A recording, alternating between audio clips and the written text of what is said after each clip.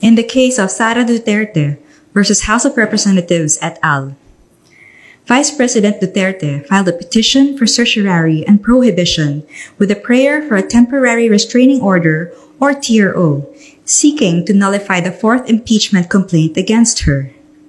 She claims the impeachment complaint violated Article 11, Section 3, Paragraph 5 of the Constitution, which states that no impeachment proceedings shall be initiated against the same official more than once within a period of 1 year. The court required the House of Representatives, its Secretary General Reginald Velasco, and the Senate to comment on the petition within a non-extendable period of 10 days from notice. Good afternoon. The Supreme Court en banc, during its session today, acted on the following matters. The court consolidated the petition filed by One Sambayan Coalition et al. With the cases of Pimentel et al. Versus House of Representatives and Bayan Muna Chairman Nery Colmenares et al. Versus President Ferdinand Romualdez Marcos. All three petitions challenged the return of excess reserve funds from government-owned and controlled corporations to the National Treasury to fund unprogrammed appropriations. The Supreme Court issued a temporary restraining order to enjoin the further transfer of PhilHealth funds to the National Treasury. The court required respondents to file their comments on the petition and application for TRO and/or writ of preliminary injunction within a non-extendable period of 10 days from notice. The court further required the Office of the Clerk of Court en banc to personally serve the court's resolutions on the respondents, which shall likewise personally file and serve their comments. Yes, I'm aware of that, Mr. Solicitor General, but it is a fact that money was taken, billions, in fact 89 billion, although a little was restrained by the government, by the Supreme Court. So that's the fact, that billions of pesos were taken from the reserve funds of PhilHealth. What? For the construction of a bridge that has not even started and that has been funded many times over, and a right of way that is already funded by millions, by billions, and then maintenance of the roads that is already funded by billions under the GAA. Sumang-ayon ako at sumasang-ayon hanggang ngayon sa pananaw ni Senate Minority Leader Senator Coco Pimentel na ang linaw ng utos ng konstitusyon sa amin forthwith at mas klaro pa nga sa Pilipino agad.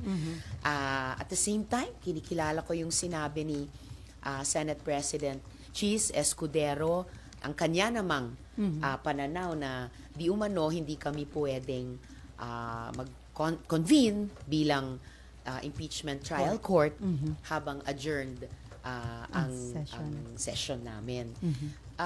Pero kaya sumasang-ayon din ako sa sinabi ni SP na magtatawag daw siya ng isang all-members caucus at sana doon sa caucus na yon mapakinggan ng aming mga kasama ang mga argumento ni Senator Coco kung bakit di lamang pwede kundi dapat mag-convene na kami bilang impeachment court para i-tackle yung articles of impeachment.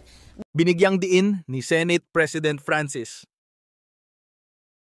Cheese Escudero na hindi siya atat na maging vice-presidente ng Pilipinas sa oras na mapatalsik sa pwesto si Vice President Sara Duterte dahil sa kinakaharap nitong impeachment case.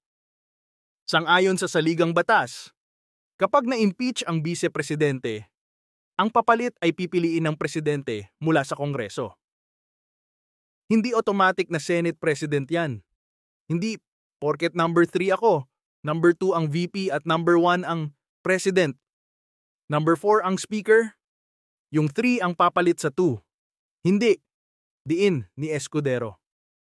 Sabi ni Escudero, hindi anya magandang tingnan na silang mga senador na magdedesisyon sa impeachment case ni Duterte at sa huli ay malalamang interesado sila sa pangalawang pinakamataas na posisyon sa bansa.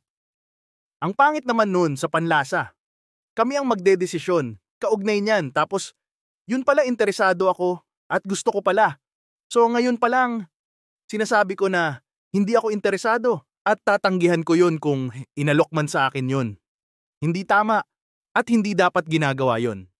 Sabi pa ng pinuno ng Senado. Paglilinaw pa ni Escudero, wala rin sa plano niyang tumakbo sa pagkapangulo sa 2028 eleksyon. Bagaman pwede pa siyang tumakbo ng isa pang termino sa pagkasenador. Contracts and transaction of Buan, Batangas. Is it correct? Yes, Your Honor. Do you want to say something? Ma'am? Magandang umaga po, Mr. Chairman. Please proceed. Nadatnan na po namin. Wait lang po ha. Dahil 7 taon na rin po wala sa politika. Kaya first time ko lang po uli i-email. Kaya pagpasensyahan niyo po kung medyo katal ang aking boses. Nadatnan na po namin ang usapin po na Aqua Data. At yun po ay naganap nung sa mga unang termino pa. Kaya po nung bagong konsehal po ako, minarapat ko pong tanungin at aralin kung ano po ba yung totoong nangyari noon. At ang gabay ko nga po, hiningan ko ng legal na gabay ay ang dati ding naging konsehal na si Attorney Johnny Magboo na Juan Magboo na kasama ko po ngayon na nagiring pong Vice Mayor ng Bayan ng Bawan. At base po sa pag-aaral namin at sa gabay din po niya, nakita po namin yung mga disadvantages para sa Bayan ng Bawan. Kaya po, malinaw po sa alaala ko, alam naman po yun ng Bayan ng Bawan na tinutulan ko po yun. Kahit nagsosolo po ako sa konseho nun. Ang stand ko po kasi nun ay ang pagmamayari ng Bayan ng Bawan. Ay gusto ko pong manatiling pagmamayari ng aming bayan. Yun lamang po, Mr. Honor. Thank you, former Councilor Ms. Yanil Dalangin. In your left is the former Vice Mayor. Yes po. Vice, kindly. Mr. Chairman, ang si Attorney Johnny Magboo po kasi nag-suffer ng severe stroke last year po. As in severe po na naapektuhan din po ang kanya pong memory. Kaya po sa ngayon po, wala po talaga siyang katayuang makapagsalita at masabi po yung mga pinaglalaban niya po noon. Sige po. Thank you po. Thank you, Ms. Yanil.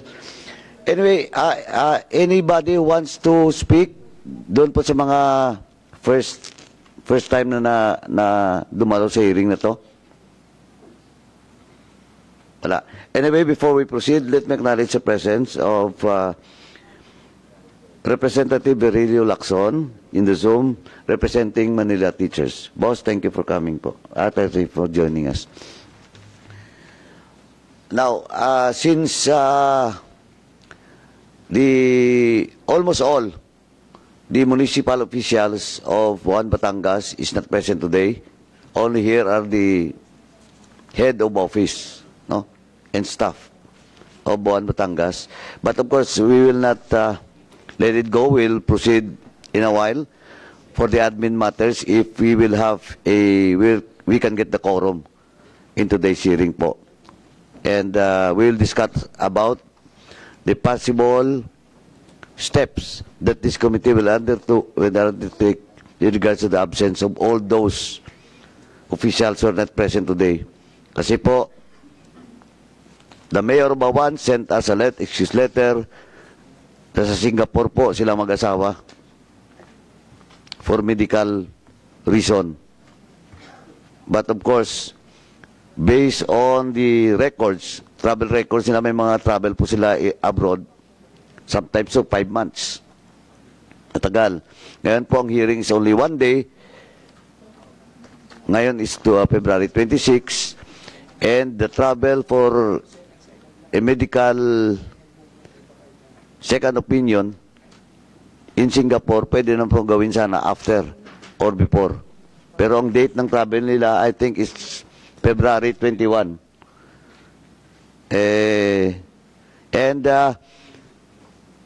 Anyway, sino po nga yung official ng Bawan na nandito ngayon? SP Secretary, nandito, di ba? SP. Yes po, Your Honor. Oh, ba't yung mayor, vice mayor mo wala? Is he now the OIC mayor? Yes po, Your Honor. O ba saan siya ngayon? Sila po ay nasa PCL conference sa Cagayan de Oro. Ayun ang problema, ba't siya nandun? He is the vice mayor and acting mayor, OIC mayor na of Buwan, Batangas. And they will be in Cagayan de Oro for the next 5 days. Wala na nga yung mayor nyo, nandun sa Singapore, yung vice mayor nyo, nandun pa sa Cagayan de Oro. At saka lahat ng konsihal.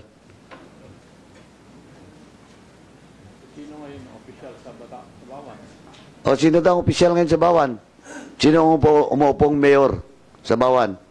Dahil wala rin yung travel out within the country din siya. Sino ngayon, SP? Ikaw? Ang administrator po namin. O, nandito ba yung admin nyo? Nasa Bawan po. Eh, yun yung problema. Eh, yan nyo hindi ba kayo nahiya? Yung mayor nyo nandun sa abroad.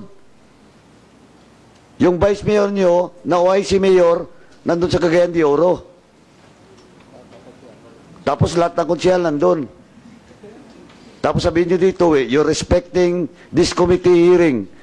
You're respecting this committee. Eh, di man lang siya nagpaiwan. Pati kahit isang konsyal nyo, wala. Anyway, aabot tayo dyan mamaya. 13 po. And under Article 2, letter C ng Contract of Lease, I will read po, the municipality shall give Comnet absolute exemption from all taxes, license fees, dues, or charges imposed by the municipality relative to its operation, management, and development of the area for a period of 8 years to commence upon advice by the municipality that the lots are available for construction. The municipality shall likewise shoulder any and all taxes relative to this agreement, which shall include withholding taxes, EVAT, documentary stamp tax, and all other taxes payable to the government.